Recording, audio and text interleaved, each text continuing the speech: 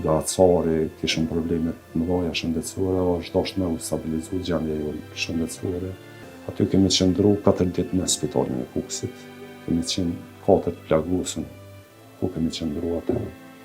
Deri sa është stabilizu gjendja jonë, sepse kishim pas gjakdeve të madhe, edhe nga cari kishim probleme të mëdha shëndetësore, është dashur me u stabilizu gjendja jonë shëndetësore. Edhe më pas, do thotë, na kanë transferu në spitalin ushtarak në Tiranë.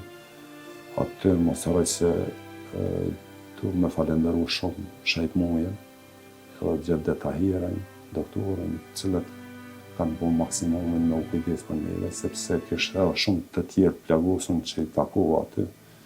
Edhe ata janë kujdes maksimalisht edhe janë angazhu që me njëherë me na dërgu në spitalin ushtarak, sepse gjendja jonë ishte e rëndë shëndetësore.